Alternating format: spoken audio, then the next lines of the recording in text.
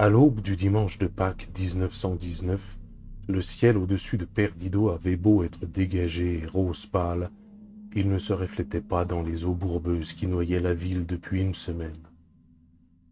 Immense et rouge-orange, le soleil rasait la forêt de pins accolée à ce qui avait été Baptiste Bottom, le quartier où les Noirs affranchis s'étaient installés en 1895 et où leurs enfants et petits-enfants vivaient encore. Désormais, s'étendait à perte de vue un magma fangeux de planches, de branches d'arbres et de carcasses d'animaux. Du centre-ville ne surnageait que la tour carrée de la mairie et le premier étage de l'hôtel Osceola. Seule la mémoire aurait pu attester de l'existence des rivières Perdido et Blackwater, qui, à peine une semaine plus tôt, parcouraient encore la bourgade. Les 1200 habitants s'étaient tous réfugiés sur les hauteurs. À présent, la ville se décomposait sous une vaste étendue d'eau noire et puante qui commençait seulement à refluer. Les frontons, pignons et cheminées qui n'avaient pas été arrachés et emportés par le courant saillaient de la surface sombre et luisante tels des signaux de détresse de pierre, de briques et de bois, si bien que les branchages et les déchets non identifiés, bouts de vêtements, débris de meubles, qui frôlaient le rappel à l'aide muet, s'y accrochaient dans leurs dérives, comme autant d'anneaux de crasse autour de doigts tendus. L'eau noire lapait paresseusement les façades en briques de l'hôtel de ville et de l'Osceola. À part ça, les flots étaient silencieux et immobiles. Qui n'a pas vécu une inondation de cette ampleur s'imaginera que les poissons nagent librement à travers les fenêtres brisées des maisons, mais ce n'est pas le cas. Les vitres ne cèdent pas. Quelle que soit la solidité d'une bâtisse, l'eau s'infiltre toujours par le plancher, invariablement. Un cellier sans fenêtre, comme un porche ouvert aux 4 vents, seront inondés. Les poissons s'en tiennent à leur cours, inconscients des mètres de liberté supplémentaires déployés au-dessus d'eux. Les eaux d'une crue sont sales et pleines de choses sales. Les poissons-chats et les brèmes, désorientés par l'obscurité nouvelle, s'échinent à nager en cercle autour des rochers, des algues et des jambages de ponts qui leur sont familiers.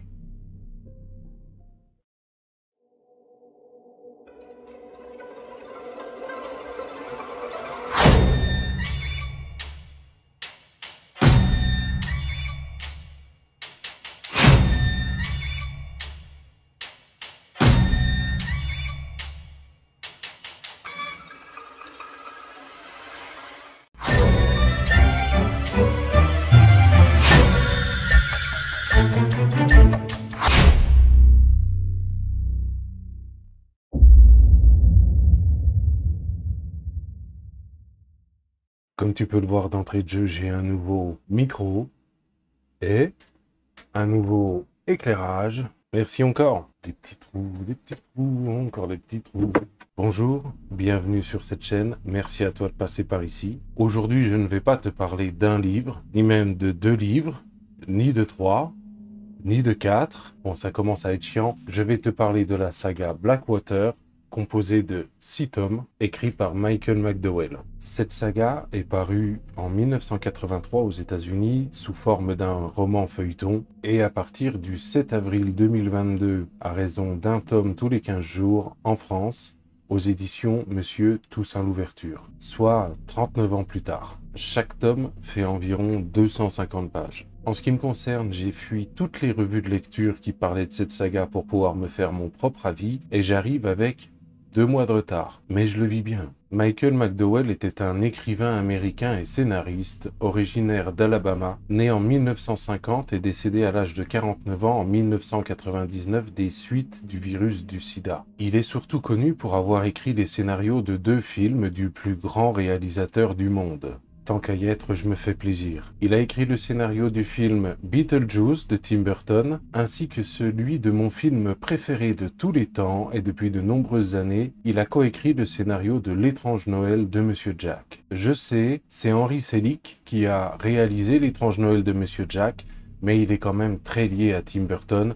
Graphiquement, c'est son univers, et l'histoire se base sur un poème qu'il a écrit dans les années 80. La saga Blackwater a inspiré Stephen King lui-même pour la sortie en feuilleton de son roman La Ligne Verte, et Michael McDowell et lui sont devenus très amis. Alors, moi, je l'ai en un seul morceau, Mais à la base, La Ligne verte, c'était aussi un roman feuilleton sorti en 6 volumes. Stephen King dira même de Michael McDowell en 2009 que selon lui, il s'agit du meilleur auteur de livres de poche aux États-Unis à ce jour. Et son épouse, Tabitha King, terminera même la rédaction du dernier roman inachevé de Michael McDowell, Candles Burning, qui sera publié en 2006. Blackwater est une chronique familiale centrée sur la famille Casquet, la famille la plus importante de Perdido, une bourgade d'Alabama. La ville de Perdido porte le nom de la rivière qui la traverse, la Perdido. Par exemple, en France, on a la même chose. Le département de l'Ain est traversé par une rivière qui s'appelle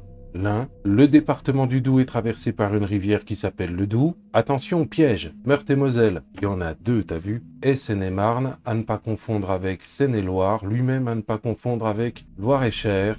Bref, t'as compris, c'est chiant. Pour être plus précis, la ville de Perdido se situe au niveau de la confluence entre la Perdido d'un côté et une autre rivière, la Blackwater. Donc, ce clan, les Casquets. À sa tête, on trouve Mary-Love Casquet, veuve de Randolph Casquet. C'est elle qui prend toutes les décisions et mène le reste de la famille à la baguette. Oscar et sa sœur surnommée Sister, mais de son vrai nom Elvenia Casquet, ce sont les enfants de Mary-Love et Randolph. Sister tient compagnie à sa mère pendant que son frère Oscar s'occupe de l'entreprise familiale, une scierie, avec son oncle James Casquet, le beau-frère de Mary-Love. L'entreprise familiale est prospère et leur assure à tous des bons revenus, ainsi qu'un bon rang social dans la ville de Perdido. Mais ça, c'était avant de faire la rencontre qui va rebattre toutes les cartes.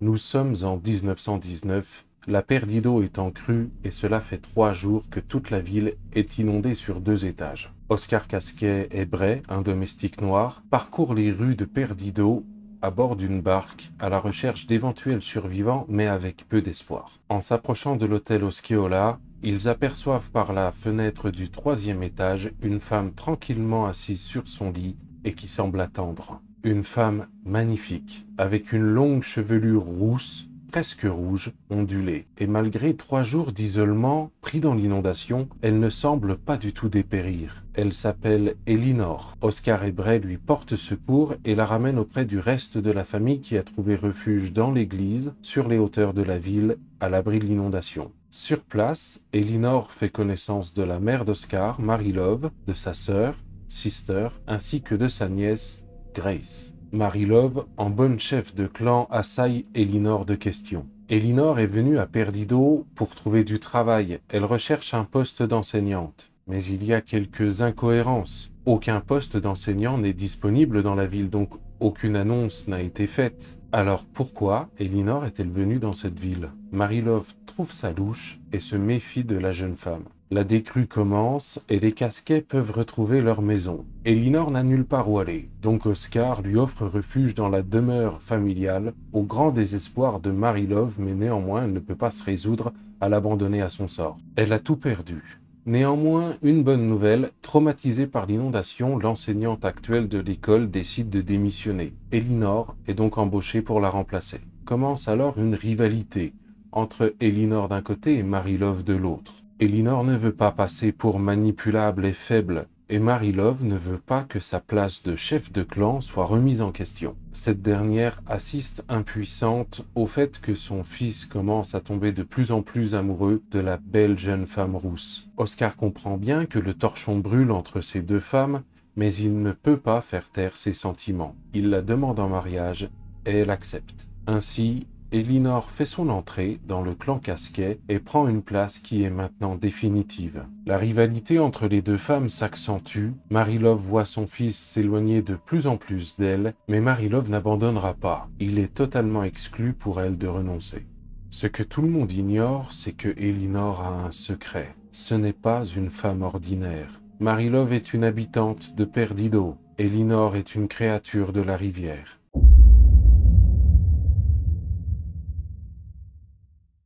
chose à garder en tête d'entrée de jeu, je crois qu'il est important de considérer l'ensemble de la saga Blackwater comme un seul et même roman. Si tu avais dans l'idée de lire le tome 1 pour te déclencher ou pas l'envie de lire le tome 2, ça risque d'être limite. On parle ici de livres de poche, écrits plutôt gros et espacés, donc ça va vite à lire, et le tout ensemble, finalement, ça fait un gros roman. Si on parle uniquement de l'objet, ces livres sont tous absolument magnifiques. Et les éditions de Monsieur Toussaint Louverture ont fait un travail vraiment remarquable. Toutes les illustrations sont signées par Pedro Oyarbide et franchement, elles sont toutes canon. Petit détail comme ça, les dorures des couvertures tiennent. Voilà, c'est peut-être un détail pour vous, mais pour moi, ça veut dire beaucoup. Juste pour que tu puisses te rendre compte.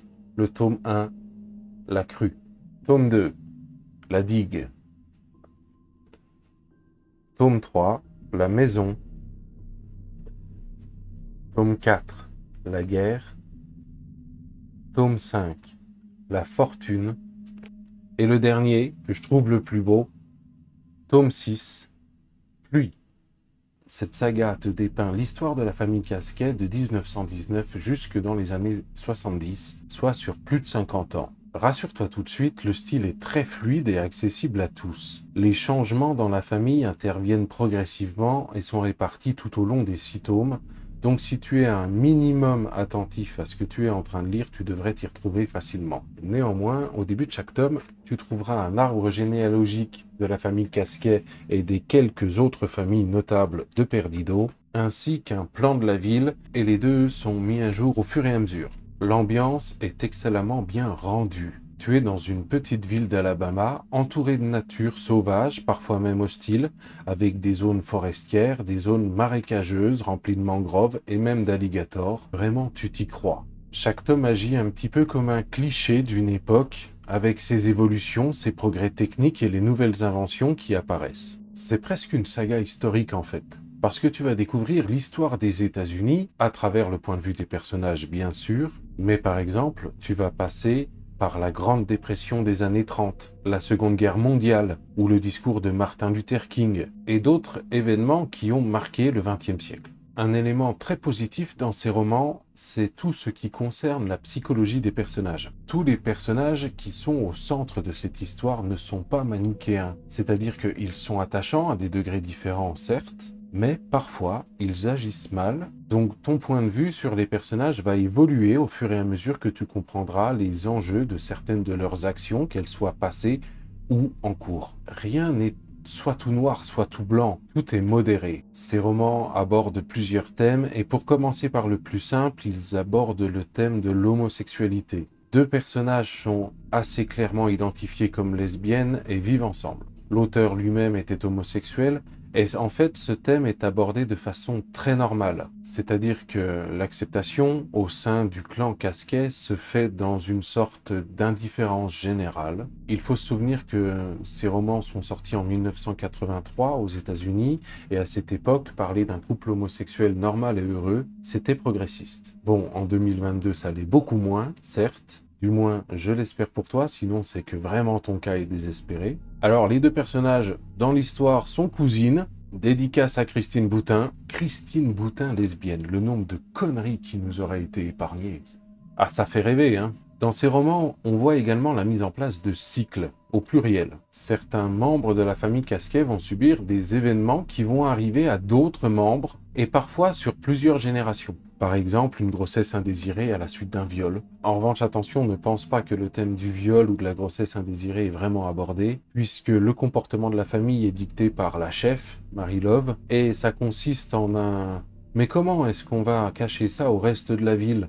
Que vont penser les gens lorsqu'ils vont se rendre compte que son ventre s'arrondit alors qu'elle n'a pas de mari? Alors bon, c'est sans doute la pensée d'une femme de son époque, de sa région, de son âge, de sa génération et de sa caste, mais je t'avoue que quand tu lis ça en 2022, c'est tendu quand même. C'est tendu, mais ça reste constant avec sa personnalité, le paraître. La grande question que vont penser les gens, c'est son leitmotiv. Alors il y a d'autres événements, mais ces cycles vont contribuer à créer une sensation de malédiction qui frapperait la famille Casquet, même si ce n'est jamais explicitement dit comme ça, ou encore une sorte d'isolement, comme un emprisonnement. l'histoire se répète, encore, toujours et implacablement. La place des femmes est très importante dans ce récit. Il s'agit clairement de matriarches. Les femmes décident et dirigent, et les hommes agissent, et parfois dans l'indifférence générale. Les opinions des hommes, quand ils en ont, sont clairement insignifiantes, et les décisions des femmes sont toujours récompensées par le succès, dans toutes ses formes, au sens global. Si bien qu'au bout d'un moment, les hommes apparaissent complètement résignés. Ils ne posent même plus la question de pourquoi. Si Poupinette l'a dit, alors il faut le faire, et c'est bien normal. Et ça rejoint un autre point qui est le rapport à la maternité. L'histoire se passe sur plus de 50 ans et plusieurs personnages deviennent mères. Et je trouve qu'elles ont un rapport à la maternité qui est quand même bien particulier. Je trouve que c'est bien pété de la tronche. Clairement, ça commence par « ta mère a fait construire une maison pour nous, mais refuse de nous laisser y emménager, pour nous dominer et pour nous emmerder, clairement. T'inquiète pas, Poupinou, j'ai tout prévu. On va lui donner notre enfant. » Et le père, son opinion, on s'en fout. Et ce qui est pratique dans cette histoire, c'est que ça va même dans les deux sens. C'est-à-dire aucune gêne pour donner un môme, hein, après tout, et aucune gêne pour en réclamer un non plus. Et même si le gamin est un adolescent de 13 ans. T'inquiète, ça passe. Cette saga m'a été vendue par la presse et les articles qui en parlaient comme la saga qui a inspiré Stephen King. Michael McDowell, l'auteur de la saga Blackwater qui a inspiré Stephen King, publié pour la première fois en France. On me parlait d'un récit fantastique et on me parlait d'un récit d'horreur. Si tu as lu cette saga et que tu es friand de récits fantastiques et horrifiques, explique-moi comment, mais comment est-il possible d'être rassasié après avoir lu l'intégralité de Blackwater? Ce que je retiens, c'est une immense sensation de frustration. Et j'ai pas ma dose, c'est clair. On m'a vendu une histoire fantastique de la fresque familiale Casquet. J'ai eu l'histoire de la fresque familiale Casquet teintée de fantastique. Et alors c'est vraiment partout, par-ci, par-là, point trop n'en faut.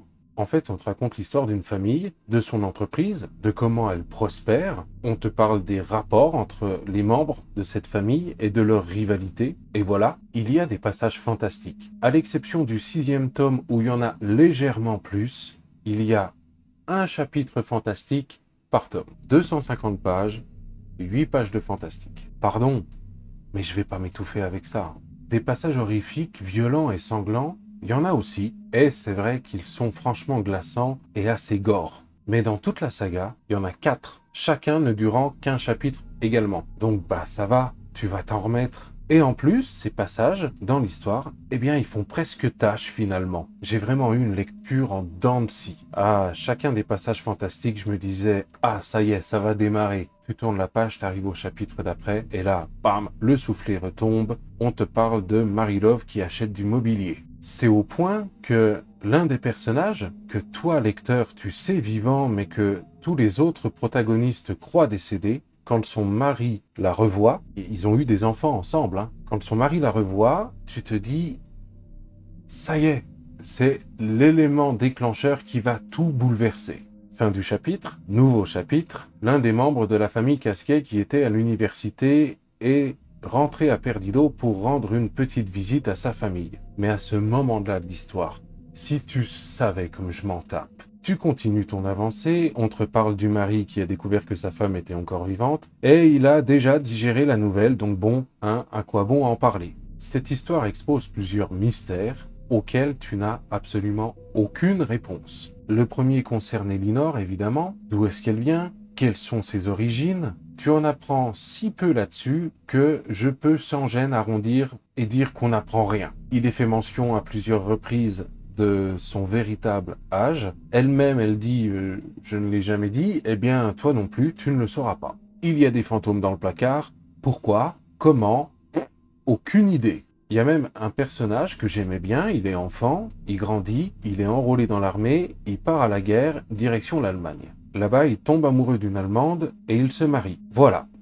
Fin. Pendant tout le reste de la saga, il est mentionné une ou deux fois, mais alors ce qu'il est devenu, s'il est heureux, qu'est-ce qui se passe pour lui, tu n'en as absolument aucune idée. Et je me suis même demandé si l'auteur ne l'avait pas oublié. Il est question d'un testament son frère y est cité, sa sœur y est citée, son neveu y est cité, mais lui, rien. Et attention, il n'est pas en brouille avec le reste de la famille, ni quoi que ce soit, mais juste, non. Et que ce soit le narrateur ou l'un des personnages, personne ne fait la réflexion de dire « Tiens, il manque pas quelqu'un ?» En réalité, quand j'ai vu que j'approchais de la fin du dernier tome et qu'il me restait 3 chapitres, je n'espérais plus rien. La fin est belle, elle est touchante, pas au point de te faire pleurer, mais c'est une belle fin. Et on retrouve dans cette fin une dernière fois l'idée d'un cycle, mais ça ne suffit pas à tout rattraper.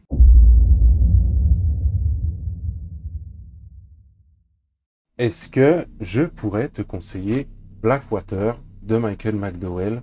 Eh bien, non, non, non et non. J'ai faim. C'est pas mauvais, hein? Attention, loin de là. Mais ce n'est pas ce qu'on m'a vendu. Je ne peux décemment pas te conseiller de lire une histoire dont je sors frustré. Si tu es amateur d'histoires d'épouvante, franchement, passe ton chemin. Ça ne vaut pas la peine. En revanche, si tu es amateur de romans sur une saga familiale ou de romans historiques, eh bien Blackwater, tu vas peut-être aimer. Ça peut même faire une sorte d'initiation au genre de l'imaginaire très sympa. S'il n'y avait pas eu cet aspect historique et cette ambiance, honnêtement, ça partait en abandon. Alors, je dis ça, mais en réalité, c'est très très très rare que j'abandonne un livre, donc je l'aurais peut-être pas fait. Mais tu comprends l'idée. Et enfin, si tu t'es toujours posé la question de savoir ce que ça fait d'accoucher d'une truite, eh bien ouais, vas-y, fonce. Tu vas kiffer. Voilà, bon, je pense que cette vidéo va être plus longue que d'habitude. Je vais essayer de limiter ça tant que je peux au montage.